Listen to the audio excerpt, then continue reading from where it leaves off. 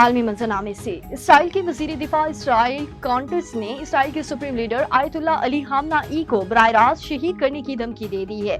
Israeli वजीर ने Ramon air force base का दौरा करते हुए कहा कि अगर ईरान ने इसराइल को धमकियां दी तो इसराइल की फिजाइया एक बार फिर तोहरान तक पहुंचेगी और इस बार ये हमला शख्सी तौर पर खामनाई तक पहुंच जाएगा।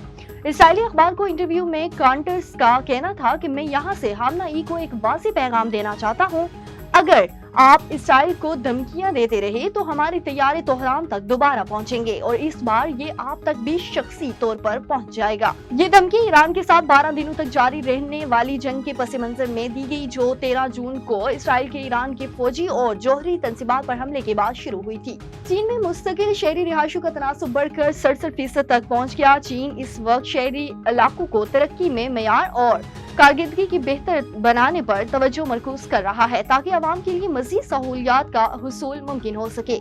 मजीद तफसीलात जान लेते हैं बीजिंग से शाहिद अफराज खान की इस रिपोर्ट में। चीन में इस वक्त नई तर्ज की शहरकारी की कोशिशें जारी हैं, जिसका बुनियादी महवर शहरी इलाकों में लोगों के म्यार ज़िंदगी और काम को बेहतर बनाना है। मुल्क की शहरकारी तेज़ी से फैलाव की बजाय मुस्तहकम तरक्की की जानिब मुंतकिल हो रही है और शहरी तामीर बड़े पैमाने पर तोसी से निकल कर मौजूदा शहरी इलाकों के म्यार और कारकर्दगी को बेहतर बनाने पर मरकूज़ हो गई है।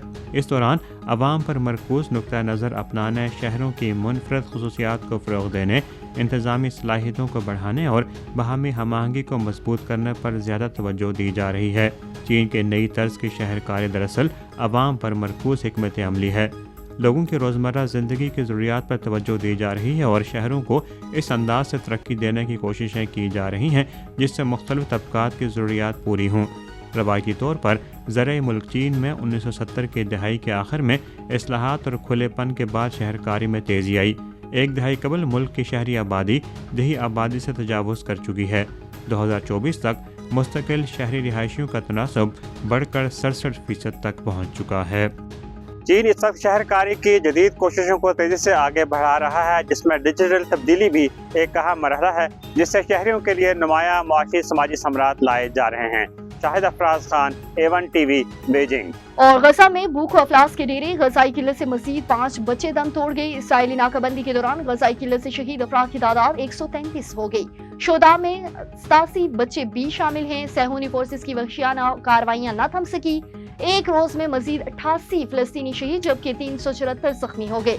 गजा में शोधा की मजमूई तादाद 59,821 तक पहुँच गई। 1,44,851 अफराद जख्मी हो गए। जर्मनी, फ्रांस और बरतानिया ने इसराइल से इमदाद की रसाई में रुकावटें दूर करने का मुतालबा कर दिया। गजा में भूख को जंगी हथियार बनाने पर इसराइल को दुनिया भर में शदीद तनकीद का सामना करना पड़ा। तेल अवीव में सैकड़ों अफराद का अमरीकी सफारत खाने की जानिब मार्च किया, हुकूमत से जंगबंदी और गजा में इमदादी बहाली का मुतालबा किया।